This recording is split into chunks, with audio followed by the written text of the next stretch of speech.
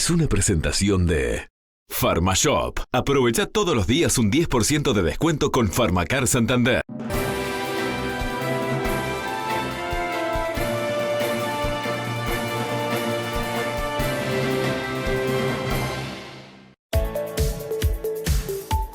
El coordinador del Grupo Asesor Científico Honorario, Rafael Radi, afirmó que el gobierno y la sociedad perdieron la oportunidad de blindar abril y sin más medidas nos puede ir mucho peor. En declaraciones al semanario Búsqueda, alertó que hoy tenemos la posibilidad de seguir aumentando mucho el número de casos de COVID-19. Unas 85 personas vinculadas al Hogar San José de las Piedras, que atiende a personas en situación de calle, se encuentran cursando coronavirus. 3 residentes de ese centro religioso fallecieron a causa de la enfermedad. Salud Pública comenzó a asignar 312.000 cupos para la vacuna contra el COVID-19 con dosis de Coronavac a personas que estaban anotadas en la agenda. Además, la cartera informó que desde el arranque del plan Pueblo a Pueblo, el lunes se visitaron 106 localidades y se administraron 20.593 dosis de Pfizer. Una investigación por una persona denunciada como ausente el pasado 20 de mayo terminó con un desenlace impensado en la Fiscalía de Homicidios. Una mujer de 43 años confesó haber quemado a su madre en una bañera, puso los restos en bolsas y por error los entregó a una clienta. Tras el pedido de la Intendencia de Paysandú, el Codicen habilitó la suspensión de la presencialidad en los centros educativos, evaluando caso a caso. El Comité de Emergencia de la ciudad de Carmelo había solicitado lo mismo a la ANEP y recibió la misma respuesta.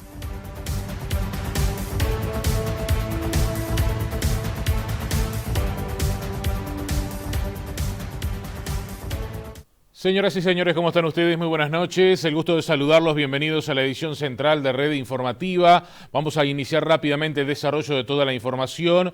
Como primer asunto les comentamos que el Poder Ejecutivo, el presidente de la República, resolvió en esta jornada postergar lo que es la aplicación de las medidas que tienden a bajar la movilidad para combatir de alguna manera lo que es el coronavirus en nuestro país. Comenzaron a regir, recordarán ustedes, el pasado 23 de marzo y ahora se extiende hasta el próximo domingo 6 de junio. Esto implica lo que es la prohibición de espectáculos públicos y eventos y cierre de casinos también.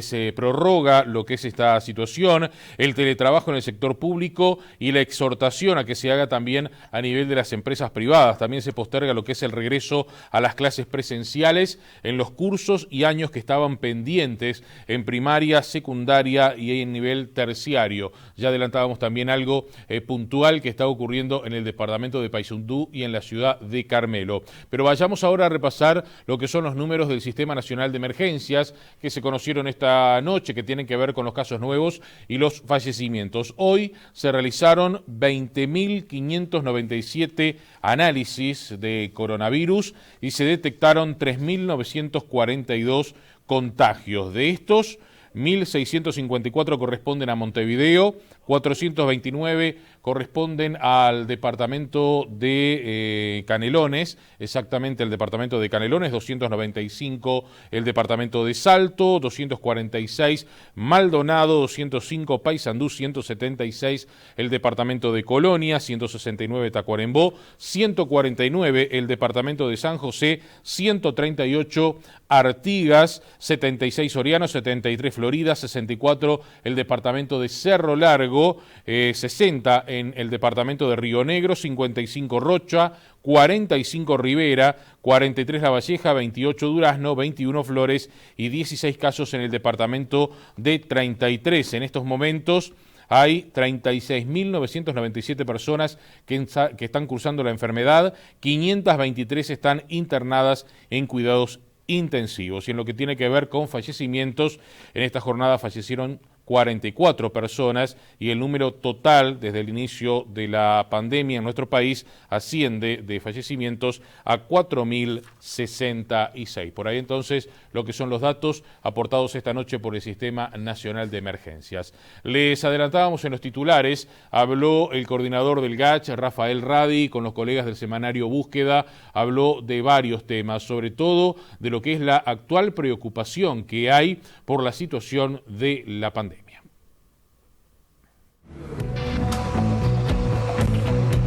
Este miércoles el presidente de la República se reunió con los 3 coordinadores del Grupo Asesor Científico Honorario, Rafael Radi, Henry Cohen y Fernando Paganini. El GACH asegura que Uruguay sigue en un escenario de T4 con transmisión sostenida del virus. Se evaluó el impacto de la movilidad en la tasa de reproducción del COVID-19. No sorprende al GACH lo que está pasando con el nivel de contagios teniendo en cuenta esos datos. Los científicos tienen una preocupación adicional que no se había manejado hasta ahora, la denominada red de transmisión oscura del virus. Son las personas vacunadas con 2 dosis que, siendo asintomáticas, pueden contagiar y esparcir el virus. En tanto, está a punto de confirmarse la vacunación a menores de 18 años y la necesidad de una tercera dosis de refuerzo para la población en general. No se habló específicamente de medidas, pero pese a que el gobierno tiene especial preocupación por el impacto educativo y psicológico de la no presencialidad, los datos indican que no sería momento de avanzar. Bueno, y les decíamos que Rafael Radi realizó una entrevista con los colegas del semanario Búsqueda. Allí advirtió que la pandemia podría empeorar en las próximas semanas. En un momento en que Uruguay superó los 4.000 muertos por COVID-19, el coordinador del GACH, Rafael Radi, advierte de que existe posibilidad de que la situación de la pandemia empeore. Tenemos un número excesivamente alto de casos, de personas en CTI y de muertes. Algo de la estrategia de control no está funcionando. Nos puede ir mucho peor todavía. Estamos lejos de que la epidemia termine. Todos tenemos muchas chances de infectarse y pasarla mal. El coordinador del grupo de científicos que asesora al gobierno dijo no ser partidario del confinamiento, pero que hay que ser dogmático, porque hay momentos en los que hay que decir ahora bajo la térmica. No es tocando una cosita u otra. Si se quiere hacer, hay que apagar. Chau. Porque hoy es tan grande la circulación que si cerrás una cosa y no la otra, lo que bloqueas por acá se traslada por allá.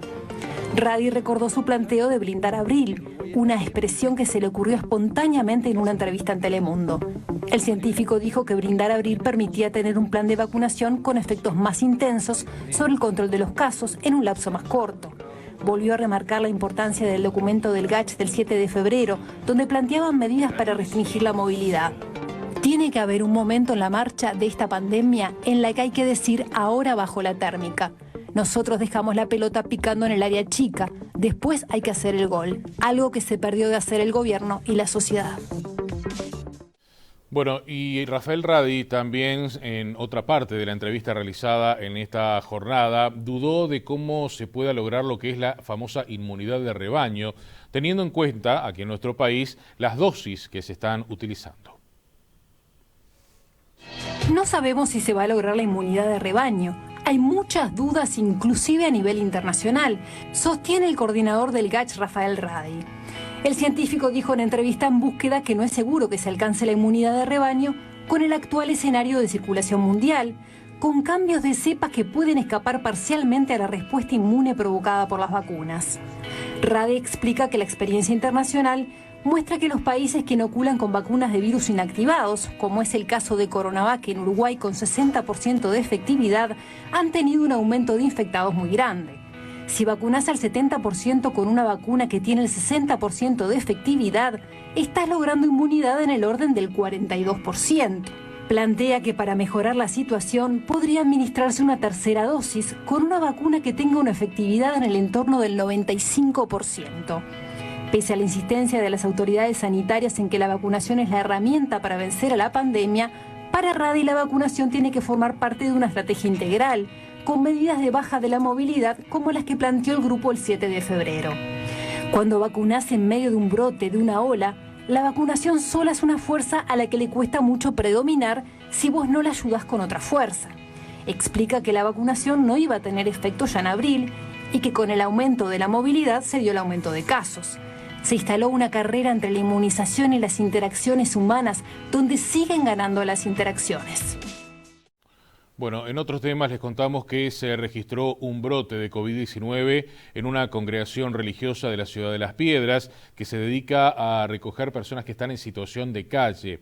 Hay más de 80 personas que están con la enfermedad, 3 ya lamentablemente han fallecido.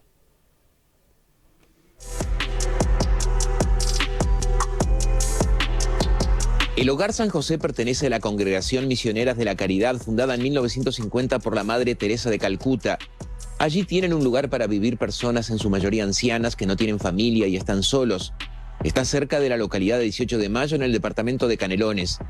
El lunes se realizaron el hisopado porque había casos sospechosos y en la tarde se confirmó que casi todos estaban contagiados de COVID-19. Son 85 infectados, de los cuales 65 son adultos internados, 14 son funcionarios y 6 son monjas. Entre ellas está la que lleva adelante el centro, una monja de 90 años, que permanece aislada en su habitación. 3 internos fallecieron, el menor de 70 años y el mayor de 90. Otros 2 están internados en cuidados moderados de la Asociación Española en Montevideo. Solo 2 adultos mayores dieron negativo, pero serán hisopados nuevamente. En el lugar se instaló un hospitalito con médico y enfermeras para controlar durante las 24 horas el estado de salud de los ancianos, de algunos funcionarios que prefirieron hacer la recuperación en el hogar y de las monjas. Está a cargo de personal de ACE con colaboración de SVA, una empresa proveedora de servicios de salud. El director del Hospital de Las Piedras, Gustavo Varela, quien estuvo en el residencial este jueves, dijo a Telemundo que se trata de un lugar modelo, que cuenta con 10 baños y 2 salas de internación. La Intendencia de Canelones y el MIDE se encargaron de elaborar y trasladar la comida. Todos los internados, los funcionarios y las monjas ya habían recibido la primera dosis de Pfizer. Hasta ahora se desconoce cómo ingresó el virus. Bueno, vamos a seguir en este tema porque quien se refirió también a la situación que se ha registrado en el departamento de Canelones es el director del hospital de la ciudad de Las Piedras, donde varios de los enfermos se atendieron. Ordenado.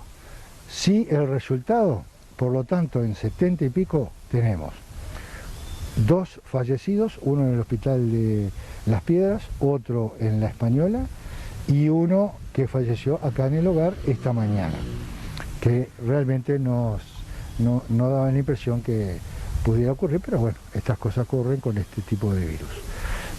En definitiva, nosotros estamos serenamente satisfechos, obviamente no hubiéramos querido que hubiera ocurrido, pero bueno, ocurrió. El director del Hospital de Las Piedras explicó que gracias a la rápida acción de ACE y en colaboración con privados, se montó una estructura de atención y contención que ha funcionado de muy buena manera. Un médico a las 24 horas, más una ambulancia totalmente preparada para reanimación, oxígeno, auxiliar de enfermería, licenciadas de enfermería, y con una empresa tercerizada del hospital que se llama Boresol, auxiliares de limpieza para ayudar en toda esta cosa. Es decir, que en menos de 12 horas se montó prácticamente un hospital como el que tenemos en Las Piedras, que tiene 80 camas. Acá tenemos 70 y pico. Las autoridades sanitarias del departamento de Canelones también se refirieron a la situación de este brote en la congregación religiosa ubicada en la ciudad de Las Piedras, donde recordemos hay aproximadamente unas 80 personas que son positivos. Bien, el día de hoy en el Hogar San José de acá de la ciudad, lo que tuvimos fue también otro despliegue táctico oportuno, como lo denominó el ministro de Salud Pública en su momento, en otra intervención que tuvimos en el Progreso, donde entre funcionarios residentes de ese lugar, que habían 80 al inicio. En realidad es una congregación religiosa que no es un hogar de ancianos, sino que se dedica al cuidado de personas en situación de calle, sea cual sea su edad, ¿verdad? No se rige bajo la reglamentación de un establecimiento de larga estadía para personas mayores. Por eso la diferencia en el rango de edad. Son personas con problemas sociales que no tienen dónde vivir, que son alojadas por la congregación Madre Teresa de Calcuta. ¿Estas personas estaban vacunadas? Sí, ellos tuvieron la administración de su primer dosis el 13 de mayo y ahí fueron todos inoculados, todos. La completitud, es decir, tanto los funcionarios como las hermanas, como los residentes. Señores, la campaña de vacunación pueblo a pueblo se sigue desarrollando. Hoy llegó al departamento de Artigas, donde fueron inoculados con Pfizer más de un centenar de personas.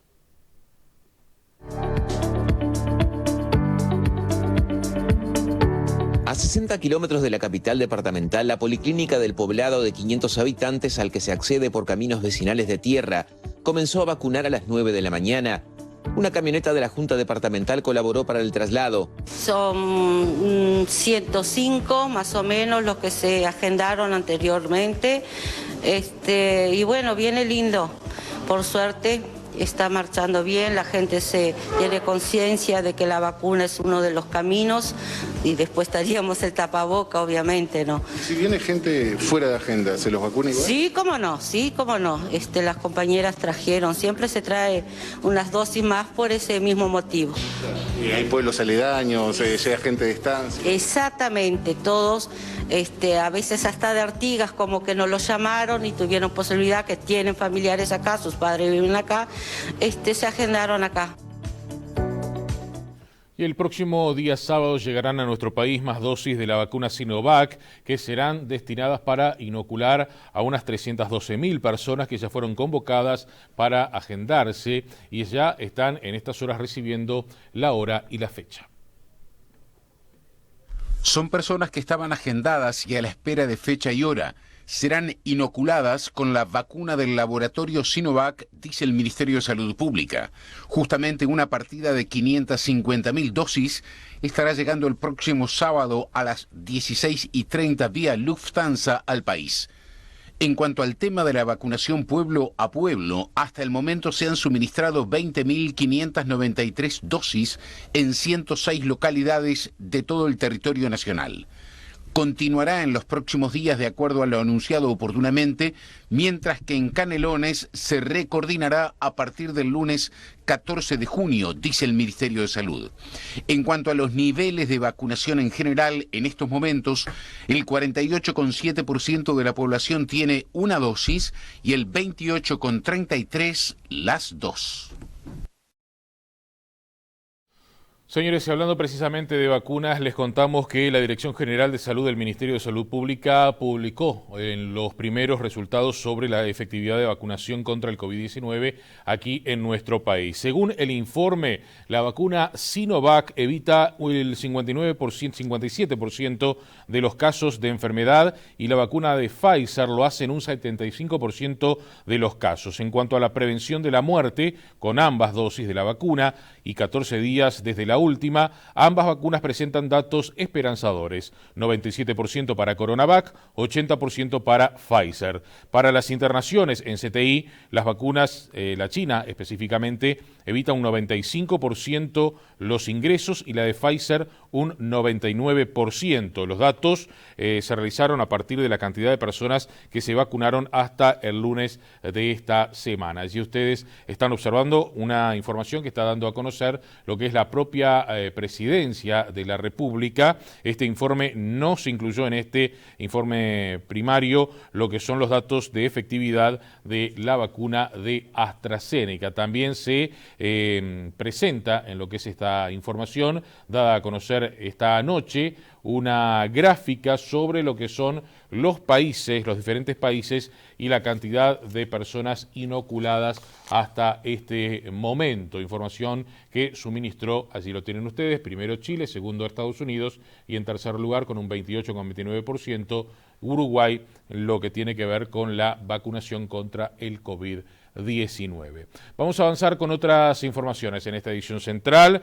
Una mujer quemó y desmembró el cuerpo de su propia madre en un caso que ha conmocionado a la sociedad aquí en la capital del país. La hija, que se encuentra detenida, tenía un comercio y parte de los restos de su madre habrían sido entregados por error a una clienta. Rebecca Herstein, de 75 años, había llegado a Uruguay desde Israel a finales de abril para cerrar la venta de una propiedad en Escocería y Berro, en el barrio Punta Carretas. Una amiga de la mujer notó su ausencia y presentó una denuncia ante la policía. La investigación de los efectivos permitió determinar que el último lugar donde había estado era justamente aquella propiedad que pretendía vender. Allí vivía su hija, quien además tiene en el primer piso de la propiedad una tienda de productos de limpieza y tocador. Las imágenes de las cámaras del Ministerio del Interior registraron cómo el sábado Rebecca entró a la vivienda pero nunca más salió. En la última semana la policía allanó varias veces la propiedad. Personal de policía científica y perros de rastreo recorrieron cada rincón de la vivienda en busca de algún indicio del paradero de la mujer desaparecida. Al principio la mujer de 43 años se negaba a colaborar con la búsqueda de su madre. Pero finalmente, este miércoles se presentó junto a uno de sus abogados, Carlos Bustamante, para hacer una confesión ante la policía. Según el relato de la mujer, madre e hija mantuvieron una fuerte discusión el pasado sábado. En determinado momento, ambas forcejearon hasta que la mujer de 75 años cayó al suelo y se golpeó la cabeza, lo que le provocó la muerte. En ese momento, la mujer arrastró el cuerpo de su madre hasta la azotea y la colocó dentro de una bañera que roció de combustible y prendió fuego. Luego colocó los restos en varias bolsas y las arrojó a la basura. Sin embargo, una de esas bolsas acabó en manos de una de las clientas de la mujer indagada. Una evidencia clave para corroborar la declaración de la ahora detenida. La Fiscalía, a cargo de Adriana Edelman, espera imputar a la mujer en las próximas horas. Bueno, y precisamente la fiscal del caso dio más detalles de este terrible suceso que se registró aquí en Montevideo. Una larga investigación que había comenzado a realizar la fiscal de flagrancia de 15 turno, la doctora Porteiro, porque se había denunciado la desaparición de una persona. Y bueno, y mediante distintas investigaciones se estaba llegando ya hacia quién sería la autora, y en la noche de ayer ella se presenta voluntariamente en la zona, asistida de un abogado, a dar su versión de los hechos. ¿Cuánto incide la versión de los hechos a través del artículo 61 hacia lo que es de nuevo después la instancia fiscal? Bueno, en este caso la señora se presentó asistida de su abogado. Se le toma declaración y esas declaraciones siempre tienen valor en la medida que se pueda confrontar con el conjunto de las otras pruebas.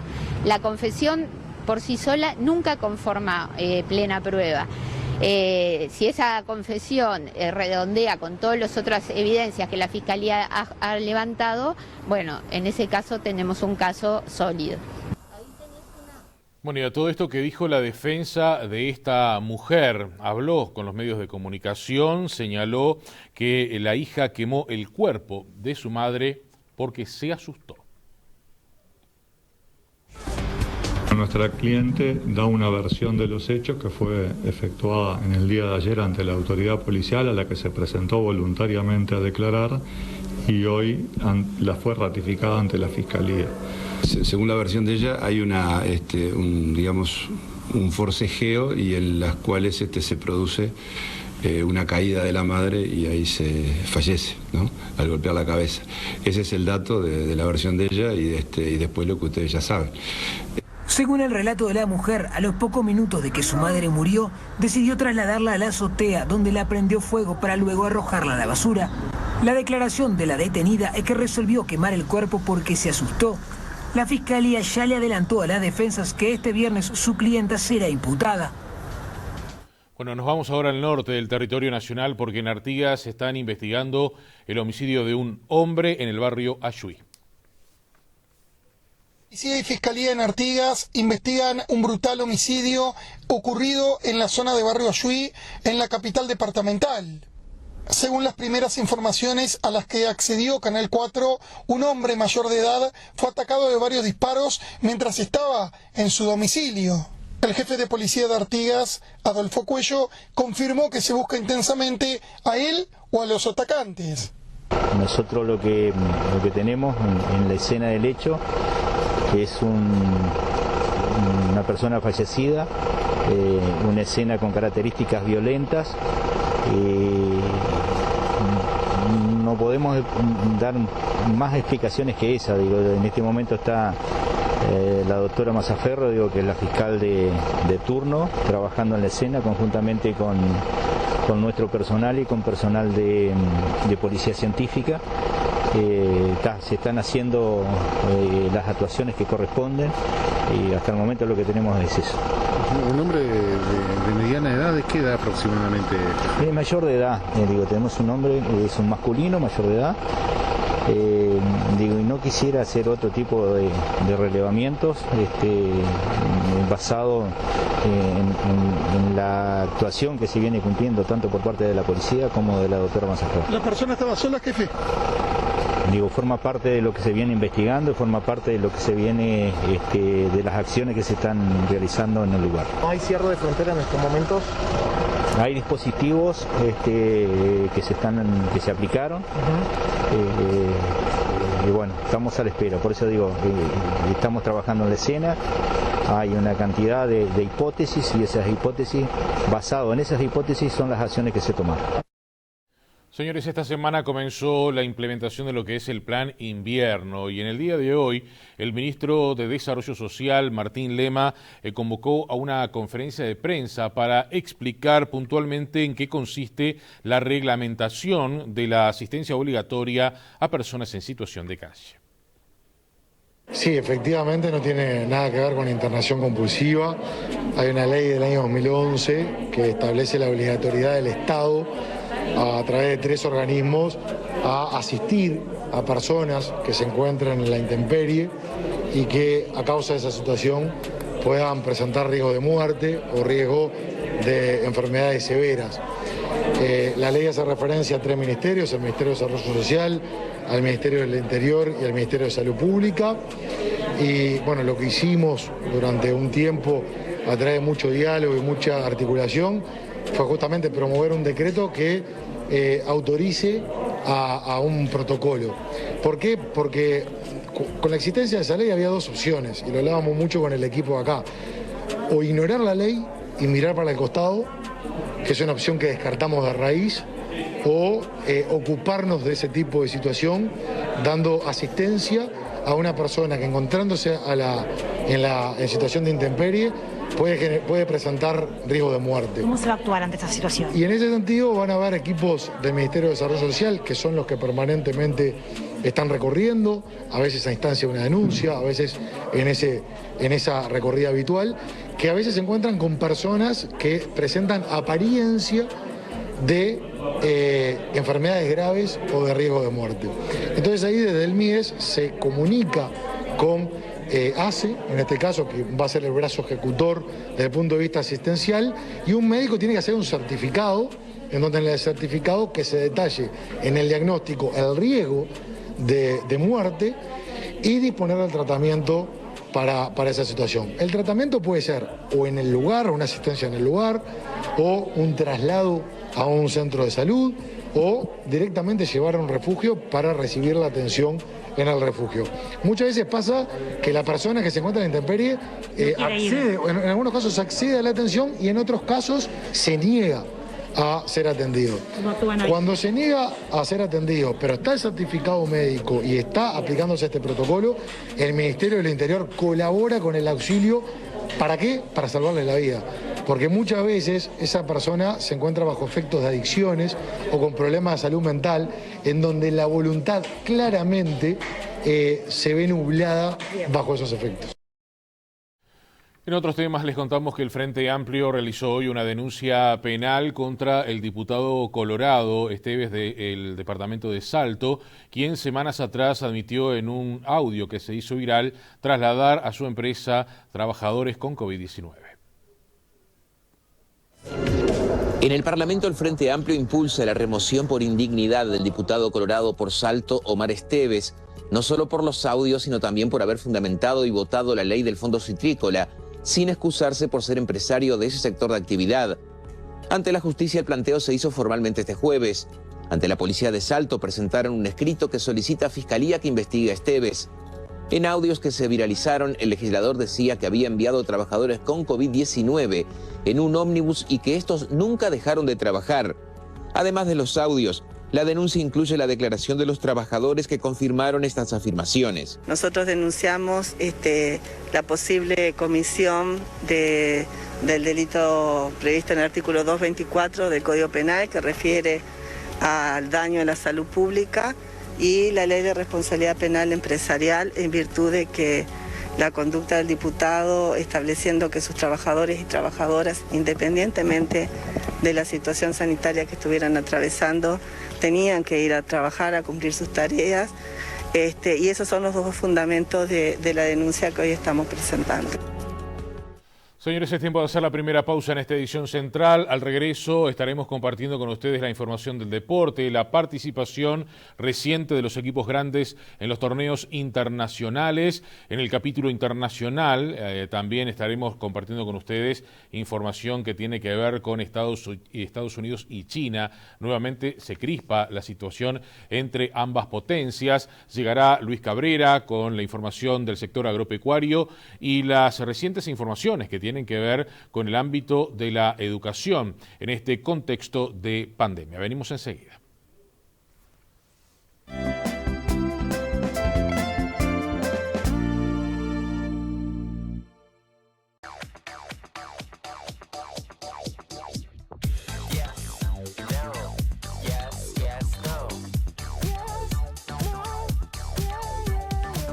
Primero debo probarla. Presentamos la banda sensación de tu bolsillo, los descuentos.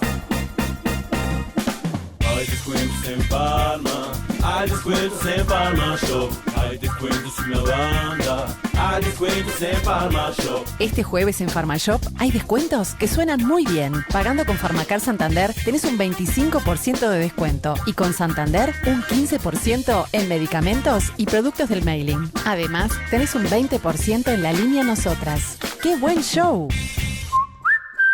En Movistar estamos siempre listos para ayudarte con tu celular. ¡Me quedé sin memoria! ¡Bacana! ¡Ah, no! ¡Justo ahora! ¡Ey, no va a creer! Tenés que renovar ese celular, ¿Agustín? Aprovecha que llegaron a Movistar los nuevos descuentos gigantes en celulares. Renova tu celular hasta un 55% de descuento. Y si sos cliente Movistar y renovás tu contrato, un 10% adicional. Entonces bajemos en un local ya. ¿Ves alguno? Movistar, 30 años dándote más para tu celular, más para vos. Bajar de peso sí, lo lográs, pero lo sustancial es que cambiás el estilo de vida. El éxito de los grupos de adelgazamiento ahora también lo podés lograr por internet. No tenés ni que moverte de tu casa. Ahora no hay excusas. Adelgazaronline.com. Sanmax presenta sus termómetros autónomos, independientes, para lectura de temperatura corporal, ideal para comercios, oficinas o colegios, y lo más importante, a un precio muy accesible. Visita Sanmax en www.sanmaxled.com o llama al 098 05 80 80 para que te asesoren. Sanmax, tu elección.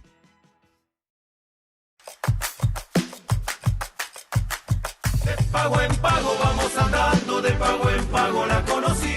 De pago en pago, yerba, claro que sí. Distribuye.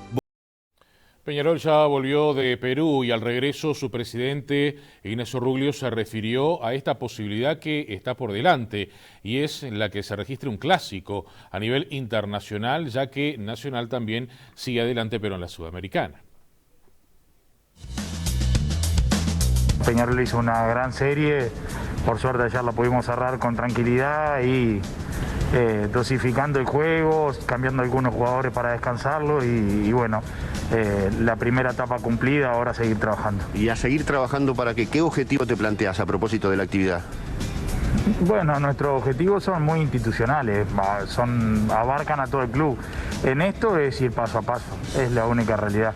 Ir ahora a octavos, ver cómo nos va a ir, corregir algunos aspectos. Anoche vinimos charlando largo y tendido con la Riera, con Bengoechea, cosas para para corregir siempre y ahora encarar el Apertura, que es nuestra prioridad. Se podría dar el clásico y todo, ¿no? Por Copa Internacional, cosa que no acontece desde hace mucho rato. Sí, bueno, ojalá que así sea. Siempre muchísimo respeto a Nacional, pero siempre queriendo un partido así, que son los que marcan la historia. Nos vamos ahora al panorama internacional. El Consejo de Derechos Humanos de Naciones Unidas habilitó investigar la posibilidad de que se hayan registrado crímenes de guerra en lo que fue el enfrentamiento entre palestinos e israelíes.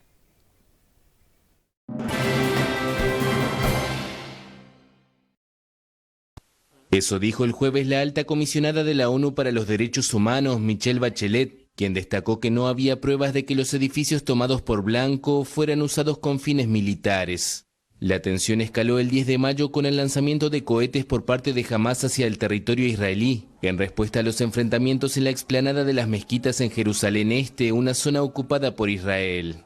Los disturbios estallaron por la amenaza de desalojo de familias palestinas de la parte oriental de la ciudad, en beneficio de los colonos israelíes. Israel respondió bombardeando Gaza, y esos ataques, según Bachelet, provocaron numerosos muertos y heridos entre los civiles y generaron destrucción y daños materiales a gran escala. La responsable también indicó que los disparos de cohetes de Hamás son indiscriminados y no distinguen entre objetivos civiles y militares, por lo que su uso es una clara violación del derecho internacional humanitario. Del 10 al 21 de mayo, 254 palestinos murieron en los bombardeos israelíes en Gaza, según las autoridades locales. En Israel, la policía informó que los cohetes lanzados desde la franja de Gaza mataron a 12 personas. Bueno, y se tensa nuevamente la situación entre Estados Unidos y China. Esto debido a que el presidente Joe Biden ordenó a sus equipos de inteligencia averiguar exactamente de qué manera se originó el COVID-19. China arremetió este jueves contra lo que llamó oscura historia de los servicios de inteligencia estadounidenses, después que el presidente Joe Biden les encargara una investigación sobre los orígenes del COVID-19. Este miércoles el mandatario norteamericano ordenó a las agencias de inteligencia de su país que le informen en un plazo de 90 días sobre si el coronavirus surgió por primera vez en China de una fuente animal o por un accidente de laboratorio. La teoría de la fuga de un laboratorio, inicialmente esgrimida por el predecesor de Biden, Donald Trump, y luego descartada como altamente improbable por una misión de la OMS que llegó con retraso a China, resurgió en los últimos días impulsada por Washington. Seguiremos insistiendo en una investigación multilateral sobre los orígenes del virus en China y seguiremos presionando a China a que participe en una investigación internacional completa, transparente y basada en evidencias, con el acceso necesario para llegar al fondo de un virus que ha cobrado más de 3 millones de vidas en el planeta. Pekín rechaza la teoría de que el virus puede haber surgido de un laboratorio de virología en Wuhan y acusa a Estados Unidos de vender conspiraciones y politizar la pandemia. Estados Unidos ha intentado utilizar las fuerzas de inteligencia para llevar a cabo una supuesta investigación y sus motivos y propósitos son claros a simple vista. De hecho, la oscura historia del servicio de inteligencia estadounidense es conocida desde hace mucho tiempo por el mundo.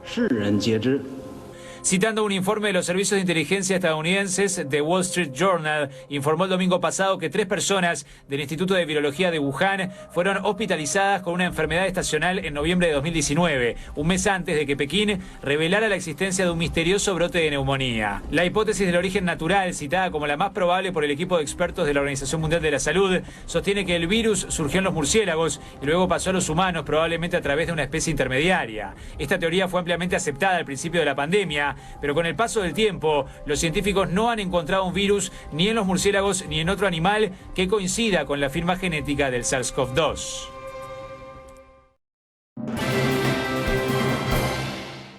Volvemos ahora a nuestro país y seguimos con las consecuencias de lo que es la emergencia sanitaria y la pandemia por el COVID-19. Hoy el ministro de Educación y Cultura confirmó que se sigue con la postergación del reinicio de los cursos.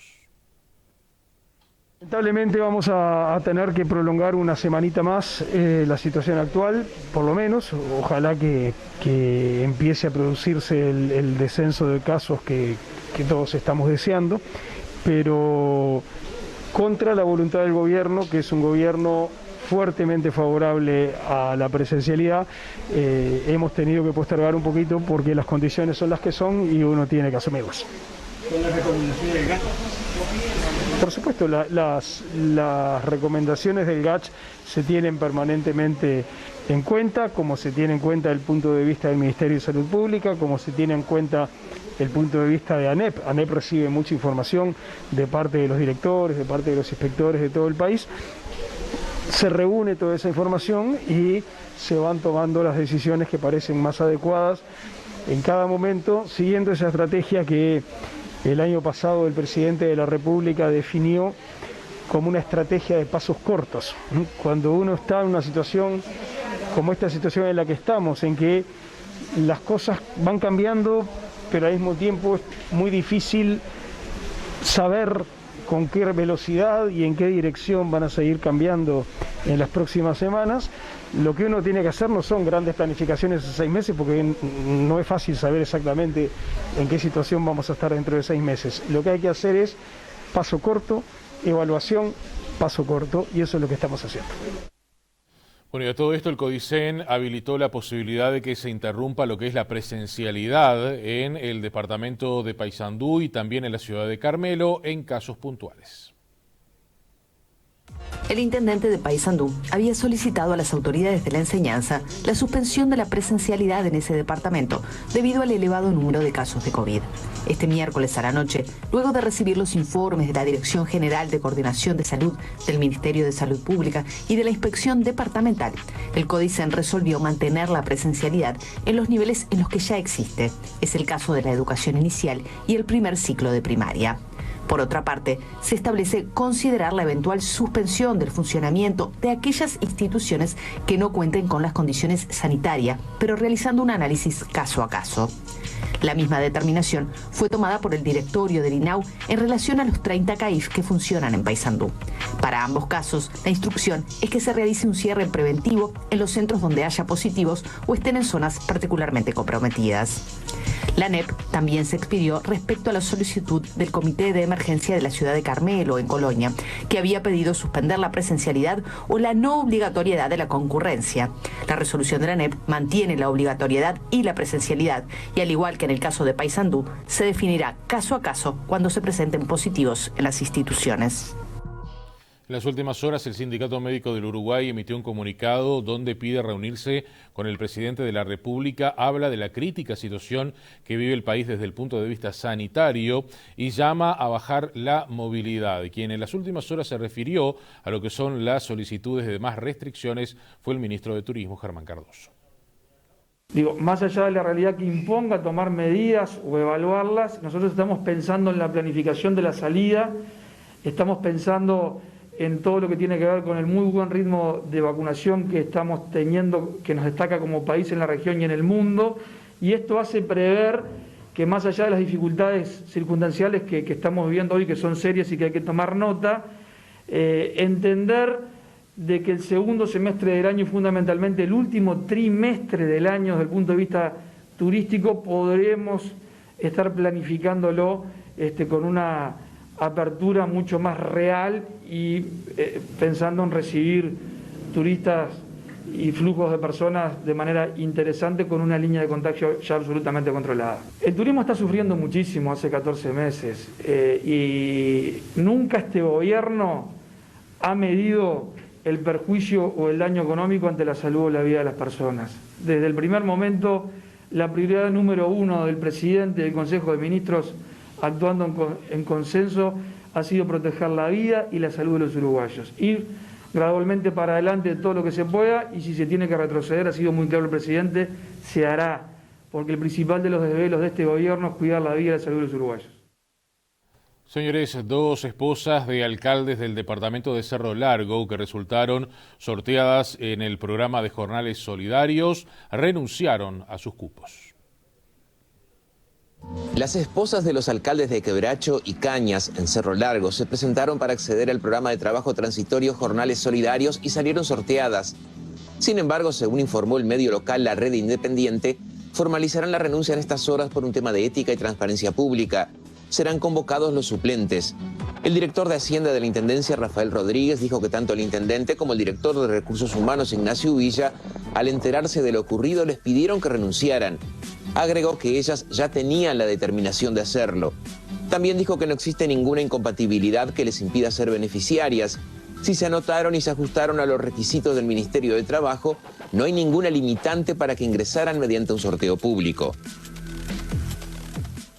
En otras informaciones, la terminal Cuenca del Plata, en colaboración con la Armada Nacional, comenzó con las pruebas de simulación de entrada de barcos de gran porte al puerto de Montevideo. Todos los actores, Catornatí, la ANP, la Sociedad de Prácticos, a hacer una simulación de las condiciones en que operarían los diferentes modelos de muelles, dada la inversión que se va a hacer a cargo de Catornatí en la terminal de TCP, a efectos de encontrar las mejores soluciones que tomen en consideración las cuestiones, los asuntos de seguridad y funcionalidad del puerto. Es uno de los mejores simuladores dentro de Latinoamérica y eso nos ha estado dando prestigio a nivel internacional para realizar la maniobra con ese tipo de buque, que entiendo que es de una eslora superior a 370 metros de largo del buque. Esto se ha desarrollado, el software, una vez instalado, los prácticos se van a encargar de maniobrar en diferentes circunstancias de corriente, viento, dirección, intensidad. Y esta simulación en particular es uno de los estudios, pero uno de los más importantes. Entonces somos muy contentos que lo podemos hacer en conjunto con la Escuela Naval. Ellos tienen un simulador de navegación dispuesto para hacer estos estudios y bueno, ¿por qué no aprovechar el cotrabajo y hacerlo en conjunto? Es una presentación de Suplementos Minerales Torrevieja. Suplementa su negocio y desarrolla productos que le ayudan a mejorar su inversión.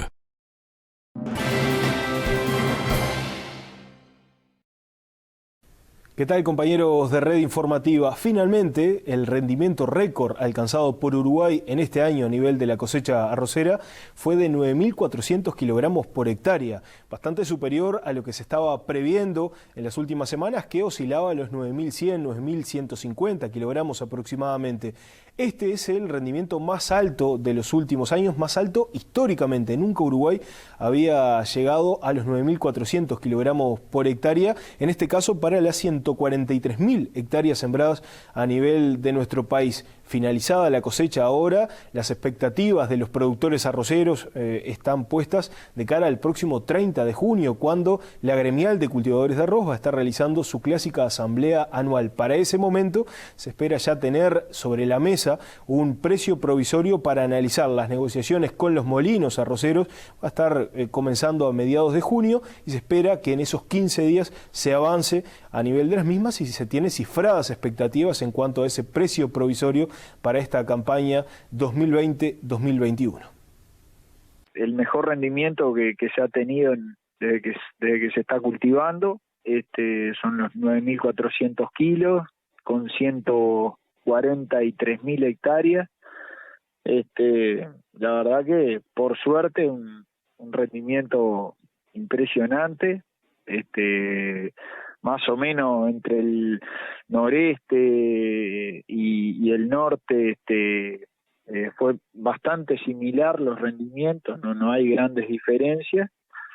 Y bueno, la comercialización viene bien, se cargaron 2 buques a Irak, que salió en todos lados, que ganamos esa licitación, los buques ya se cargaron, 61.000 toneladas. Y después se estaba vendiendo por contenedores, los negocios se está vendiendo bien. Se retomó el mercado mexicano, que había estado trancado por los problemas también que se dijeron que habían sucedido en todo por el tema del gorgojo, y cambiaron los protocolos de fumigación. Se retomó y se está vendiendo a muy buen precio también. Compañeros de Red Informativa, por el momento, en materia agropecuaria es todo. Hasta luego. Fue una presentación de Suplementos Minerales Torrevieja. Suplementa su negocio y desarrolla productos que le ayudan a mejorar su inversión. Repasamos ahora la cotización de las principales monedas. Dólar 42.55 a la compra, 44.95 a la venta. Euro 50.65, 56.40. Real 7.44, 9.44. Peso argentino 0.05, 0.55. Unidad indexada 4.9417. Unidad reajustable 1.339,73.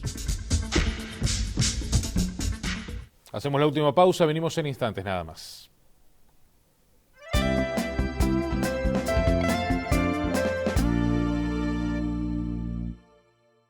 Hay descuentos para tu madre que te cuidaba hasta tarde. En Pharmashop, en el mes de mamá, tocan los descuentos y traen sorpresas, porque las compras de fragancias femeninas, maquillaje, cremas, manos y marcas exclusivas de más de 2.000 pesos pueden ser gratis. Sí, tu compra puede ser completamente gratis. Una sorpresa para mamá. La campaña de vacunación sigue avanzando y hoy conviven uruguayos con 2 dosis, otros con 1 dosis y quienes están esperando por su primera vacuna. Es muy importante que hasta que todos estemos vacunados, aquellos que ya tienen 2 dosis sigan manteniendo los cuidados para cortar los circuitos de contagio y proteger a los demás. 14 días después de la segunda dosis quedás inmunizado, pero aún así podés contagiarte y contagiar. La única situación que te permite no usar el tapaboca es cuando todos los que comparten un espacio ya tienen las 2 dosis. Cuídate.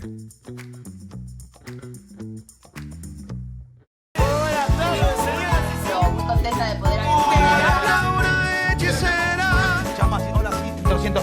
ahora. Esperemos que se pueda recaudar mucho fondo. Darle educación. Yo no soy un doctor, pero se me dice. Qué regalo, por favor. Lo que me hace sentir.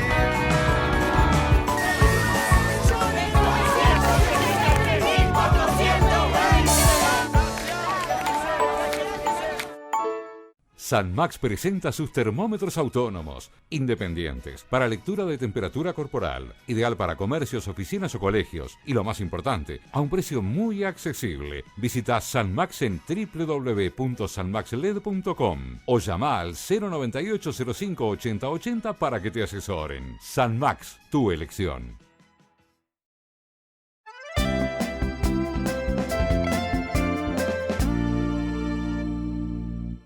Señores, en estos minutos finales compartimos con ustedes 3 informaciones destacadas de esta jornada.